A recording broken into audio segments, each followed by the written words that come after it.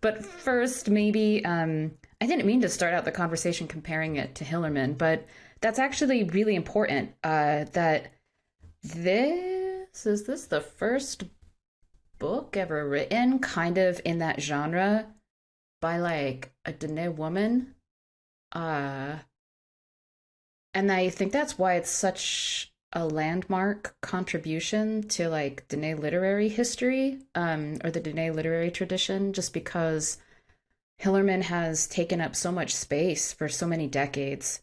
Um, and so this book is like a turning point, I think, in the genre, right? Because it's about like, what's that called? It's a crime or like thriller, crime thriller, paranormal horror. I don't know. It's like it's a combination of all of those things.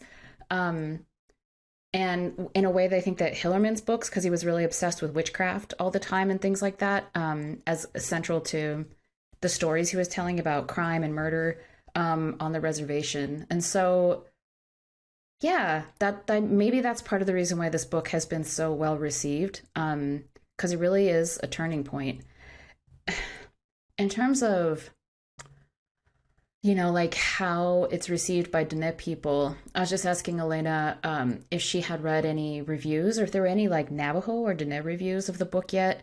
And I don't think there have been at this time. I might be the first person. It's just because there's a lot of things that Ramona, maybe I'll just call her Emerson, that Emerson writes about in the book that, like, from a Dene perspective, you should never talk about those things. And then she even writes in the book about how the character she's involved with, there's a medicine person, there's her grandma, tell her repeatedly, you're not supposed to be doing this, you're not supposed to be doing this, you're not supposed to be talking about this. And she gets like prayers constantly. Her grandma's dragging her to the medicine man constantly to like protect her from it, and he's always counseling her to stay away from those things, because they can interfere and they can cause harm to you and to your family, which is what you're told all the time as a Navajo kid growing up and then your entire adult life. So it's interesting that Emerson chooses to write about these things, and then in the course of writing about them, she's constantly like reminding herself and like the character that's narrating the book, named Rita, who's a young Navajo woman who's this forensic photographer for the Albuquerque Police Department. Sorry, we didn't even describe the plot of the book.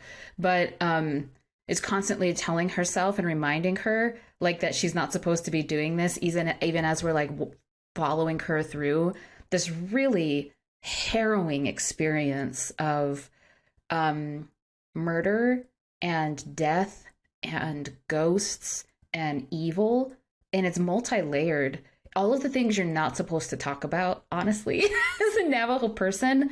Emerson talks about those things in the book, but there's like a self-awareness through the narrator of Rita and then the Dene people that she loves, like the medicine man, Mr. Batsili, or her grandma, constantly telling her not to do these things. And then she can't help it. It's not like she's doing them anyway. It's that she actually can't help it, that she sees dead people, and so she's trying to figure out how to live a life where she sees dead people.